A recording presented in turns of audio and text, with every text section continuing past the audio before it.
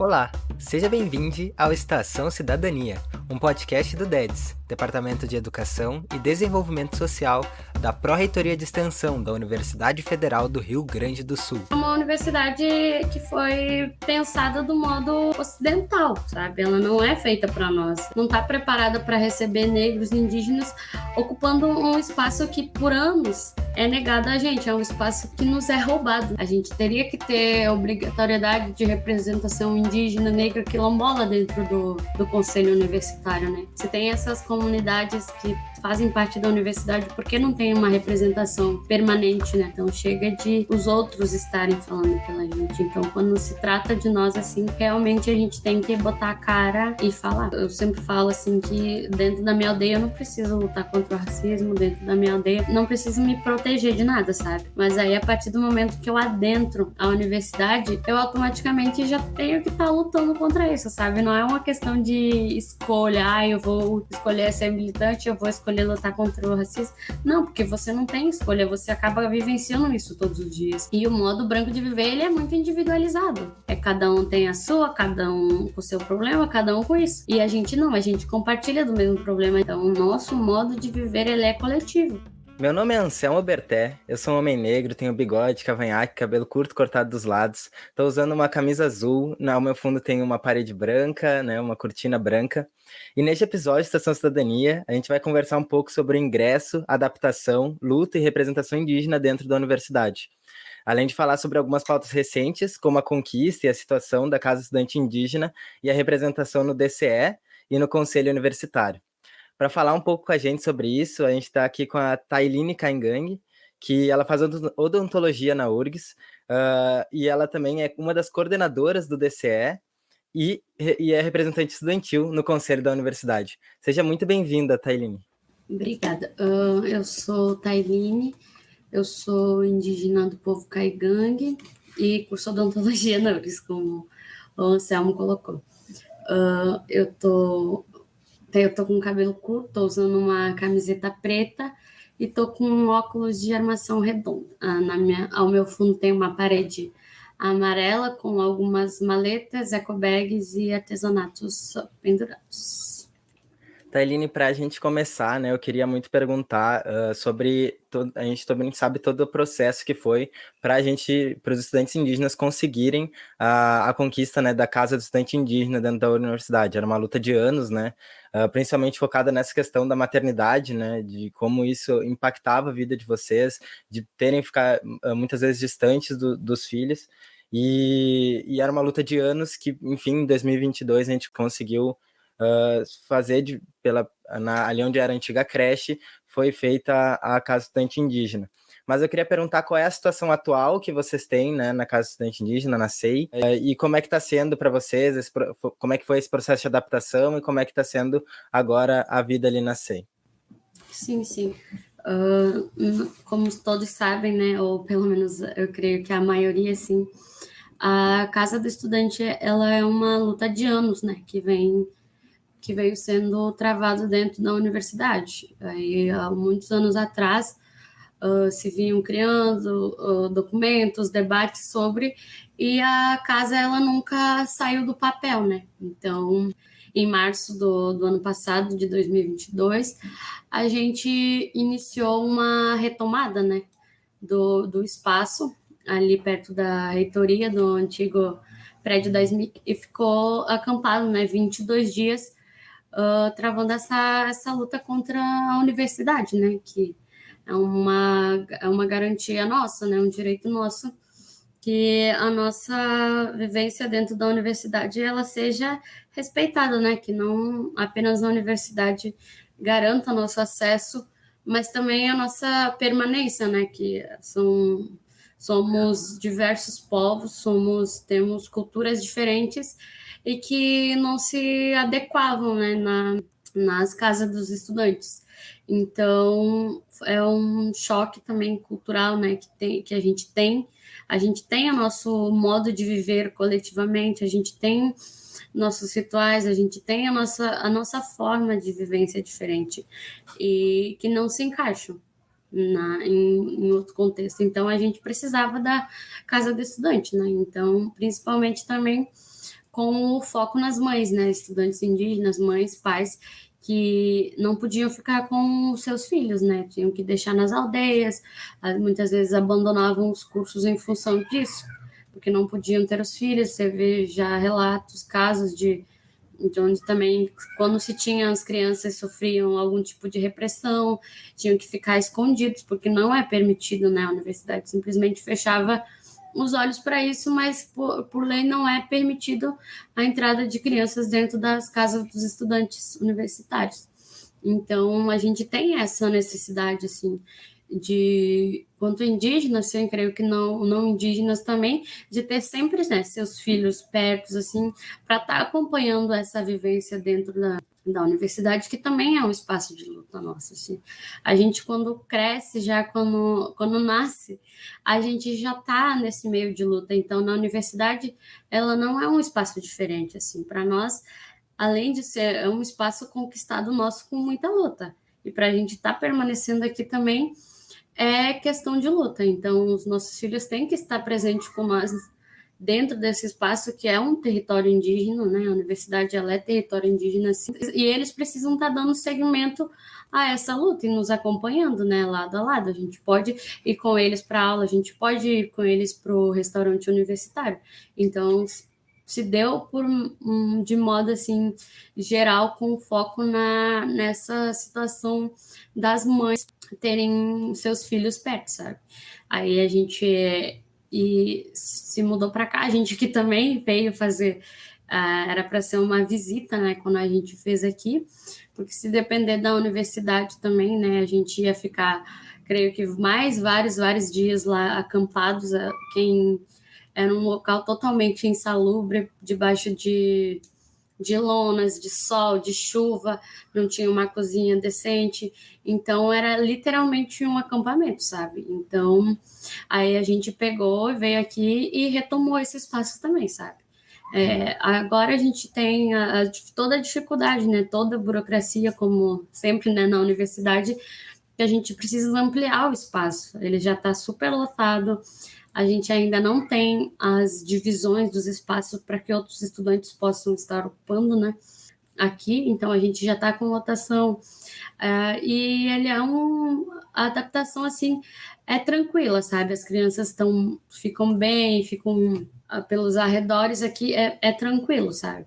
Para eles, assim, foi muito bom, tendo em vista que eles viviam presos, né, dentro das casas dos estudantes. Então, o convívio, assim, dos estudantes com seus filhos melhorou bastante, assim. O pessoal das aldeias conseguiu trazer os filhos para cá, sabe? Mas tem toda essa questão de adaptação, porque é uma casa que ela não foi pensada para a gente, né, construída para a gente, assim, pensando, vamos construir uma casa do estudante com essas especificidades, esse local para fazer um ritual, esse local para receber os parentes. Não foi. Então, é claro que vai ter todas essas dificuldades, né, de adaptação, assim, e que a gente precisa também estar agora lutando contra a universidade para a gente ter essas reformas, ter ampliação, porque, como eu falei, está com superlotação e a gente tem os estudantes que ainda estão morando nas casas dos estudantes, sabe? Atualmente, acho que a gente é em 85 estudantes indígenas e aqui a creche não comportou, porque a gente ainda não fez as divisões. Então, está sendo todo um processo, assim, de caminhar lentamente, assim, se depende da universidade, né? Porque aí não tem verba, porque é toda uma burocracia para fazer uma pequena coisa, assim, sabe? Uma das coisas que tu traz, né, é justamente essa diversidade de etnias e povos e estudantes de diferentes localidades, diferentes experiências de vida, né, que existem na comunidade indígena dentro da URGS. E de que forma foi importante para vocês se organizarem, mesmo com todas essas diferenças, né, se organizarem para fazer um coletivo indígena, para lutarem por essas causas, e por que vocês acham por que tu acha, né, que é tão difícil assim para qualquer pauta indígena assim ser aplicada de fato na nossa universidade, né? A gente já teve aqui no podcast a dona Iracema, que é uma liderança indígena, e ela também falou isso, né? Que toda conquista indígena na nossa cidade é a base de muita luta. Então, por que tu acha que isso acontece e qual a importância dessa organização? Sim, como eu falei, a gente tem uma diversidade de povos, né, dentro da universidade, dentro do nosso coletivo.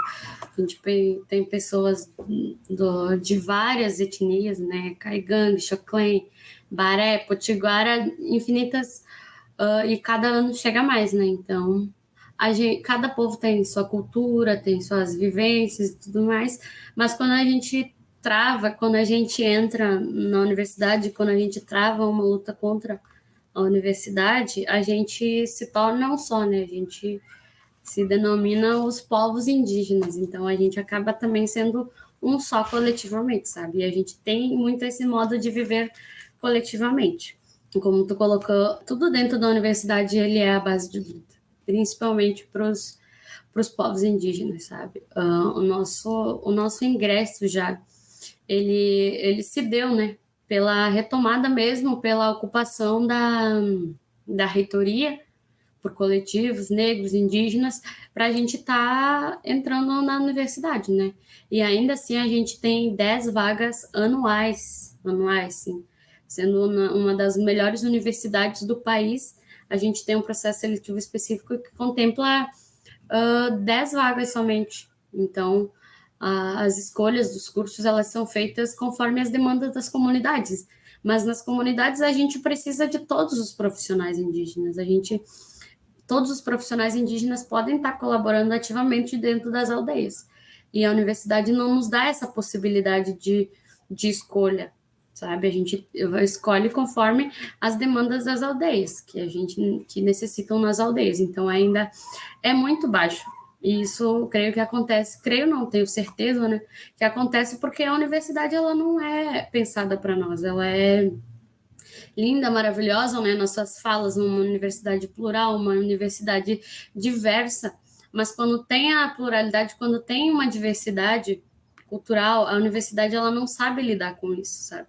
Ela não está preparada para receber, porque é uma universidade que foi pensada do modo ocidental, sabe? Ela não é feita para nós, não está preparada para receber negros e indígenas ocupando um espaço que por anos é negado a gente, é um espaço que nos é roubado, né? Como sempre. E então eles acham que a gente não tem esse direito de estar nesse espaço e não conhecem as especificidades que cada povo apresenta, que cada comunidade dentro da universidade apresenta. Então, a universidade ela não está preparada para isso e ela não foi construída nesse modelo que contemple todos esses povos dentro da universidade, né? Com várias comunidades indígenas, quilombolas, negros. Então, é um espaço que não é para a gente. Por isso que toda conquista é a base de muita luta. Thaline, tu também faz parte, né? Tu é uma das coordenadoras do Diretório Central dos Estudantes, né? Da nova chapa que foi eleita ano passado. E queria fazer uma pergunta nesse sentido sobre qual é a importância, né, da gente ter uma representação tão forte agora dos estudantes indígenas dentro desse espaço político, né? E também, né, tu também é uma representante dentro do Conselho da Universidade, né, um órgão máximo, né, de decisão aqui da URGS. Então, qual é a importância da gente ter essa representatividade indígena nesses espaços de decisão? É de extrema importância, né? E, na verdade, é um espaço que deveria ser destinado a nós, né? A gente teria que ter a obrigatoriedade de representação indígena, negra, quilombola dentro do conselho universitário, né? Se tem essas comunidades que fazem parte da universidade, por que não tem uma representação permanente, né, dentro do conselho universitário? Aí a gente tem que correr uma eleição, claro que tem a sua importância, né? Tá na coordenação do Diretório Central, né, dos estudantes, tem sua importância, mas foi através disso que a gente conseguiu ter uma representação indígena no Consul, sabe? E pela primeira vez também somos duas representantes. No caso, eu sou titular, a minha colega Maria Baré é suplente, mas nós duas somos as duas indígenas que são coordenadoras do DCE. E pela primeira vez também, né, na história de nós aqui, indígenas, dentro da universidade, a gente tem essa representação dentro do diretório e com um papel fundamental, né, que é de coordenação, assim.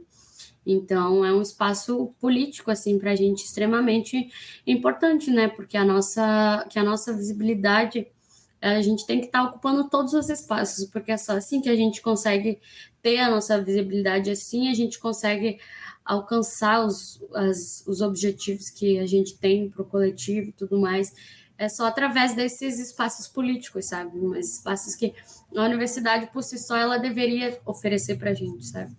Mas agora eu e a Maria somos atuais coordenadoras do DCE e a gente está tentando tocar da melhor forma, assim, para os estudantes de modo geral. A gente não está dentro do DCE somente para abordar pautas indígenas, para levar somente as nossas pautas, mas a gente está lá comprometida com a luta dos estudantes da URGS, né, de forma geral, assim, sabe? Então é um espaço político bem importante, assim, que através dele a gente conseguiu adentrar meios que é falado por nós e a gente está lá para falar, sabe? Apesar de o consumo, assim, ele ainda é um ambiente, assim, muito intimidador, né? Muito branco, assim, diria eu. Então, às vezes, para mim, assim, as minhas experiências, assim, é muito intimidador. Mas quando se trata de algo para a gente, é a gente que tem que estar falando pela gente, né? Então, chega de os outros estarem falando pela gente. Então, quando se trata de nós, assim, realmente a gente tem que botar a cara e falar. Né, eu acho que é bem forte, né, essa fala, né, de falar, né, estar ali naquele ambiente e falar por si próprio. Para além disso, né, eu acho que é uma questão que está conectada a isso, né, a URGS tem uma grande questão que a gente, enfim, né, uma universidade muito antiga que está aí considerada uma das maiores do país, e infelizmente a gente não tem nenhuma representação docente indígena, né, a gente não tem nenhum professor indígena dentro da URGS, né? E eu acho que isso é uma questão muito forte, que inclusive a Faculdade de Educação está nessa luta de conseguir um processo seletivo para um professor indígena para falar dessas questões, né? E ainda assim é uma burocracia. E eu queria saber assim como é que tu sente que esses saberes indígenas eles são contemplados ou não são dentro da nossa universidade, né? De que forma existe de certa forma um apagamento desse conhecimento ancestral popular? Sim, sim, né? Infelizmente, nos seus 58 anos, né? 59 anos da universidade, acho, a gente não tem um professor indígena dentro da universidade. Negros são 2% que a gente tem dentro da universidade. Então, isso diz muito, né, sobre o padrão da universidade, sobre como ela é constituída, sobre como ela foi feita, né? Então, foi feita exatamente para que a gente não tivesse nesses espaços. Porque quando você tem que lutar por algo, e às vezes você vai lá, é barrado concurso, não quer se ter essa construção para que os povos indígenas, os povos negros, os povos quilombolas, etc., não tenham acesso à universidade, justamente. Isso por si só, ele já é um apagamento histórico, isso já é um apagamento do nosso saber, do nosso conhecimento ancestral, sabe? Porque para a universidade só serve aquilo que é acadêmico, sabe? E nós, quanto indígenas, já temos uma visão diferente disso. A gente não precisa de um professor formado, titulado, para a gente estar aprendendo algo com aquela pessoa, sabe? E a universidade, ela trata aquilo que é científico, que é acadêmico, que é literalmente o modo ocidental, né, que ela foi feita assim. Então, isso por si só, ele já é um apagamento da nossa história, assim como vem sendo feito, né, há mais de 522 anos, e isso é estrutural, porque a nossa história ela já vem sendo apagada desde a nossa infância, desde que na escola a gente aprende que o estereótipo do índio, que carnaval a gente usa como fantasia, que o Brasil foi descoberto. Então a nossa história ela já vem sendo apagada assim diversas vezes e creio que isso tem um certo reflexo na universidade, né? Apesar de ser um pouco mais avançado mas ainda tem seus retrocessos, porque é algo que não é pensado para a gente. Em sua maioria, é uma universidade branca, elitizada, e que o nosso conhecimento para eles não vale de nada dentro desses espaços, sabe? Para tu ver que os conhecimentos, tem algumas disciplinas sobre saberes, tu não tem essas disciplinas como obrigatórias, tu tem elas como eletivas, tu consegue implementar algo dentro de um curso, dentro de um projeto de extensão, dentro de qualquer coisa, que se você tem uma proximidade maior com o professor, se você tem professores que simpatizam com a causa, que são apoiadores, aí você consegue implementar algo sobre a temática indígena, sabe? Porque senão, por si só, a universidade ela não constrói isso, sabe? Então, você tem que ter um certo apoio para estar adentrando esses espaços, e porque o nosso conhecimento ele não é valorizado. Nós indígenas a gente valoriza muito o conhecimento dos nossos cunhãs, dos nossos cofás, que seriam os mais velhos, sabe? E a gente respeita muito isso, sabe? E a gente aprende muita coisa, a gente aprende muito mais oralmente, assim, também é uma questão assim dos indígenas, sabe? E para a universidade isso não serve. Se você não se encaixa no modo acadêmico deles, para eles o teu conhecimento ancestral não serve de nada. E então isso já acaba apagando, né, a nossa história. Mas aos poucos, assim, a gente vem implementando passos pequenos, assim, a gente vem implementando essas disciplinas, trazendo os crias para dentro das universidades, trazendo nesses espaços que a gente precisa estar levando, né, para os estudantes isso. Então, tipo, tanto o próprio DCE em si só, ele é para a gente de extrema importância para saber que tem uma presença indígena dentro da universidade, sabe?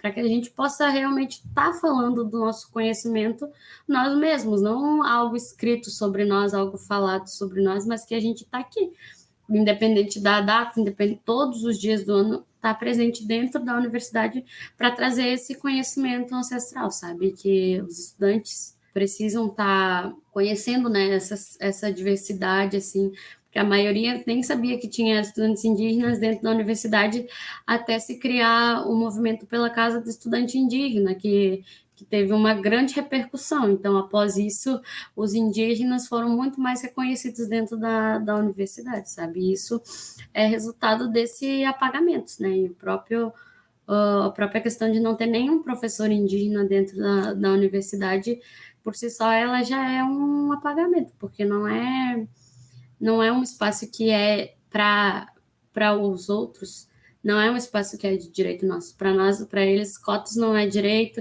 indígena não pode estar na universidade, negro, quilombola, LGBTQIA+, não pode estar dentro da universidade. Então, são espaços que, para os apagados historicamente, né, para os verdadeiros, na verdade, donos desses espaços, né, que a universidade é o povo, né, é o dono da universidade. Então, e é algo que é muito pouco se falado, né, só por nós, assim, datas que é pra gente, que comemoram o Dia do Índio, que é como é conhecido, né, somente nessas datas, sabe? Então, mas aos poucos, assim, especialmente na FACED, assim, eu vejo muito essa abertura, assim, para os saberes indígenas, assim, o que é que também depende muito, né, dos cursos, assim, tem cursos muito elitizados, onde você não vê a presença indígena sequer, não temos estudantes indígenas em todos os cursos também, e se tem, como é muito pouco o número de vagas, tem um, dois, como mudam também as escolhas, assim, dos cursos, são poucos, então, né, se desconhece a presença indígena dentro da universidade. Tu traz, né, Tailine, justamente essa questão desse espaço não ser construído, né, para tanto para pessoas indígenas, pessoas negras, em especial, né, para a comunidade indígena, tem todo existe inclusive um evento, né, de recebimento desses estudantes novos, né, junto com as lideranças indígenas, mas é um processo de adaptação que é muitas vezes complicado, né, para pessoas que vêm de realidades diferentes, que às vezes estão se vivendo pela primeira vez numa cidade, né? Então chegam aqui num espaço diferente, não são de fato acolhidos pela universidade, já tem que às vezes entrar nesse processo de luta pelos próprios direitos. Como é que tu enxerga assim esse acolhimento com os estudantes indígenas na universidade, tanto pela entidade em si, quanto pelos outros estudantes, pelas outras pessoas? Tu acha que existe uma resistência, né, a existência das pessoas, a ocupação desses espaços pelos indígenas? Sim, sim. O acolhimento, assim, de nós indígenas, ele tem sido pensado, assim, da melhor forma, né? Para a gente receber os nossos parentes e tudo mais, porque é algo que a gente ajuda a estar pensando, né? A gente está nesses espaços, então a gente oferece para os estudantes novos indígenas que chegam todo um apoio e tal, tudo, sabe? Principalmente para quem faz parte do mesmo curso, e se não dá, a gente ajuda da melhor forma que a gente consegue, sabe? Então, já se integra no coletivo, já vai se enturmando, assim, eu realmente e já conhece as lideranças que mais ou menos já fazem parte daqui, é bem tranquilo, assim, essa recepção, assim, no dia que é feito, sabe? Mas o choque em si é quando se entra na universidade, né? Mais, assim, quando não se trata mais do coletivo, né? Que a gente tem que ir para a faculdade e tal. Tu colocou a maioria vindo de suas aldeias, tendo a sua língua como a principal, né? Forma de comunicação, a sua verdadeira língua, no caso. Vindo recentes, né?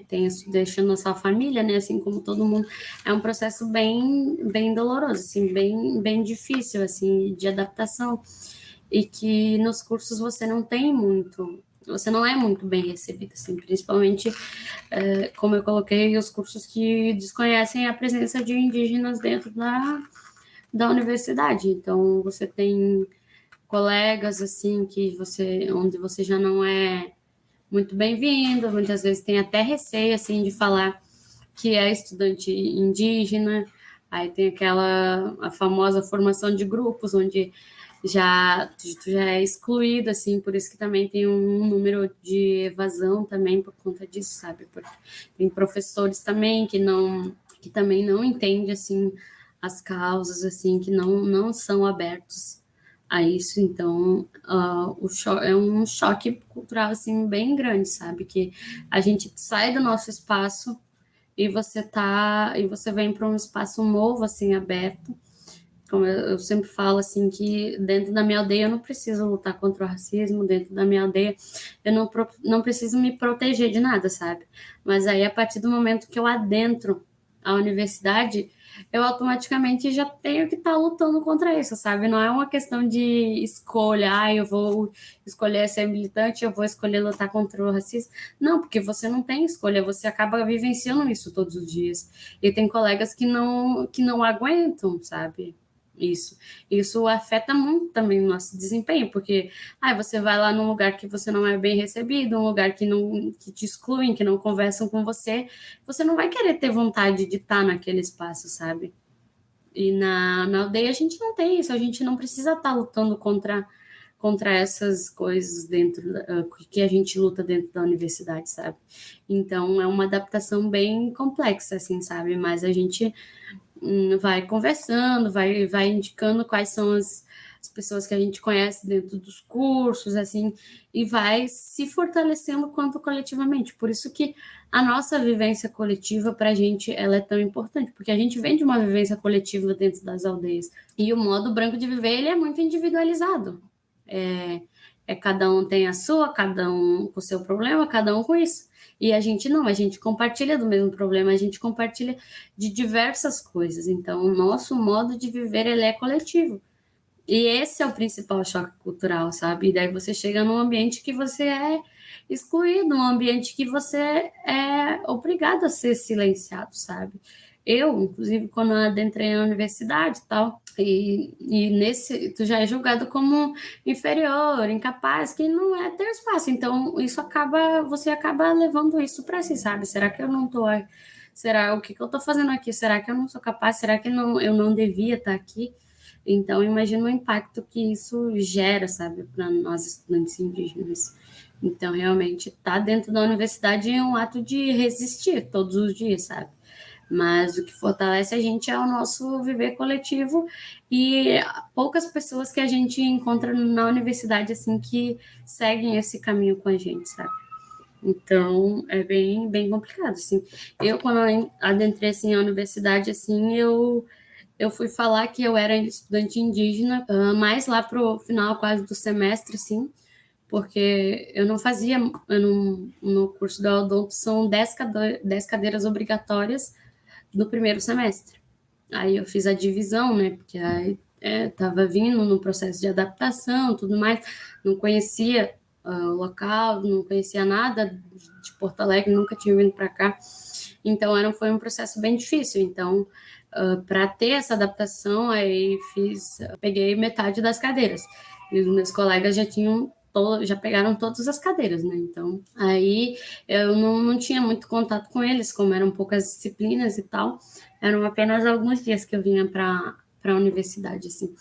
Aí teve a minha orientadora, né, do curso, assim, que me conhecia, que daí a gente conversou, que eu era estudante indígena e tudo mais. Aí a gente tinha um trabalho sobre a saúde da população indígena. Aí eu e mais um grupo, a gente se colocou ela colocou a gente para apresentar o trabalho. E aí foi que meus colegas descobriram, né, e eu falei que eu era estudante indígena, quase no final assim do curso que eu fui fazer essa apresentação desse trabalho, porque a professora que dava essa disciplina era minha orientadora e sabia que eu era estudante indígena, me colocou para falar sobre o tema. Então foi aí que eu falei que eu era estudante indígena. Acho que é muito rico, assim, né? Muito impactante esse relato, né? Desse processo de adaptação. Queria, assim, né? A gente já está se encaminhando agora para o final da entrevista, mas para o fim eu queria ouvir um pouco de ti, de como é que tu enxerga, né? Essa luta para o futuro, né? Agora a partir dessas conquistas da SEI da própria representação no DCE, quais são os próximos passos que a universidade deve dar, né, para ser um espaço mais acolhedor para os estudantes indígenas, enfim, para os estudantes negros também da universidade, quais são os próximos passos que a gente deve dar nessa direção, né? Como é que tu enxerga isso? São pequenos passos diários, né, que a gente tem que estar dando, assim, nós quanto estudantes indígenas, quanto estudantes negros, que é como foi colocado, né, durante toda a entrevista, assim, que é tudo feito à base de luta, porque se a gente não está aqui nesses espaços, ocupando como espaço do consumo, espaço do DCE, a nossa voz ela não é ouvida, né, é silenciada. Então, a gente não tem espaço de fala. Então, a universidade automaticamente não vai enxergar a gente. Então, a gente precisa estar ali. A gente está precisando disso. A gente acha melhor que essa estrutura vai ser melhor para nós, estudantes indígenas. Isso aqui vai contemplar a gente. Então, a gente precisa estar trazendo isso para a universidade, né? Como sempre foi feito, assim, sabe? Creio que, assim, é um espaço de luta, assim, que a gente já teve várias conquistas, né? Como o acaso, mas a gente agora precisa lutar pela ampliação, pelas reformas, para que tudo fique que a gente consiga contemplar, né, todos os estudantes indígenas aqui nessa casa. A gente precisa de uma ampliação de vagas, né, de estudantes, porque é inadmissível, né, que a gente tenha 10 vagas anuais dentro da universidade. Então, sabe, chega a ser vergonhoso, né, na verdade, assim. Então, a gente precisa estar lutando, né, para essa ampliação de vagas. E o sistema, né, que é oferecido para a gente é um sistema extremamente de falhas. Como eu falei, a universidade não precisa garantir somente a nossa entrada, a gente abriu uma vaga e entrou estudante indígena, pronto, tem estudante indígena na universidade, mas não é assim. A gente precisa garantir a permanência desses estudantes indígenas dentro da universidade, sabe? Então, é nesse sentido, né, para a permanência dos estudantes que a gente precisa estar lutando, vendo quais são as melhorias, quais são as necessidades dos estudantes e tá levando, sim, para dentro desses espaços políticos que a gente conseguiu adentrar, sabe? Para estar levando para a universidade quais são as especificidades desses povos, o que a gente precisa para a gente estar nesses espaços, sabe? É um espaço de resistência, assim. E também a gente precisa que os estudantes se conscientizem, né? Porque a universidade, assim, ela é estruturada, assim, racista, ela é estrutural, assim, da universidade, digo, da universidade em si, assim, quanto à gestão e tudo mais. Mas nós, estudantes, somos parte da universidade. E qual é o papel que a gente está fazendo também dentro da universidade? A gente sabe que tem estudantes indígenas, a gente fala sobre saúde indígena, a gente fala sobre educação indígena. Não. Então, para além da universidade, assim, uma conscientização assim dos estudantes assim sobre os povos que tem nessa universidade, como é o nosso dever, né? Ser além de não ser, a gente precisa ser antirracista, sabe?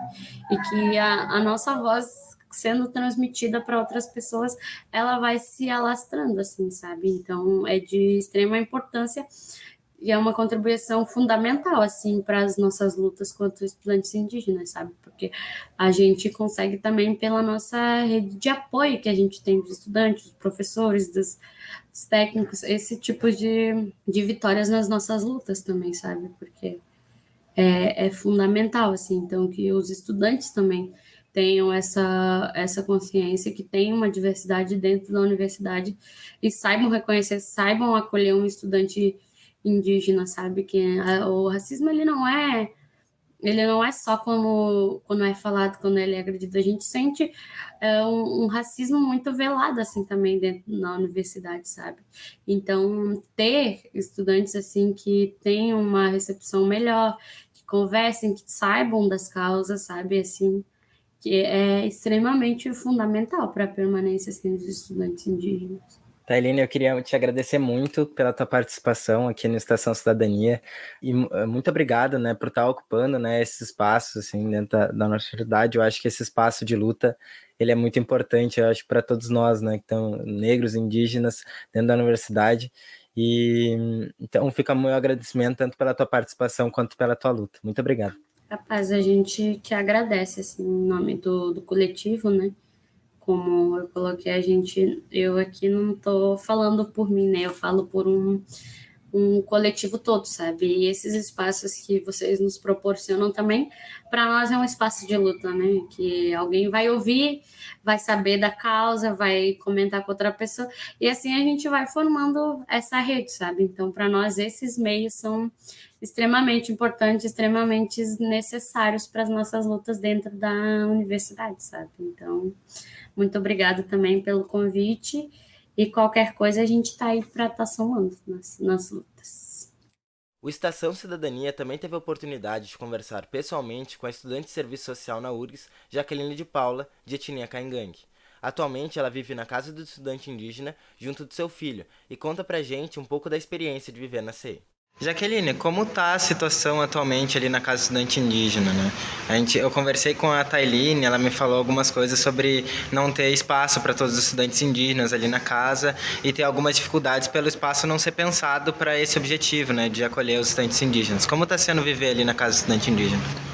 Viver ali é bem desafiador porque, como a própria Tailine falou, não foi um espaço pensado para ser uma casa de estudante indígena. Então, como todos sabem, era uma antiga creche que estava sendo desativada e a gente teve que ocupar, porque foi uma das propostas, enfim, da URGS, da reitoria, que um dos espaços que eles iam destinar para os estudantes indígenas era a creche. Mas agora que a gente está lá, a gente viu que, enfim, tem muita coisa para ser feita, melhorias, porque não é um espaço adequado para moradia, né? Porque não era a finalidade do prédio, enfim, antes. E está super lotado e não tem espaço para todos, inclusive, porque a princípio não é só uma casa de estudante para mães indígenas, como a própria Tailine mora lá, ela não tem filhos, né? Então a gente pensou para ser uma casa de estudante indígena no geral mesmo, sabe? Para todos os estudantes indígenas, com filhos ou sem filhos. Mas é óbvio que, por conta da dificuldade de estar aqui na universidade e todos os problemas que afetam mais quem é mãe, quem tem o filho presente junto, né? As dificuldades são maiores. Óbvio que a prioridade ficou mais voltada para isso. mas o coletivo brigou por ser uma casa de estudante única. Infelizmente, hoje, atualmente, não tem espaço para todos. Temos indígenas que estão morando na CEL ainda, na CEL, que era onde a gente ficava uma vez.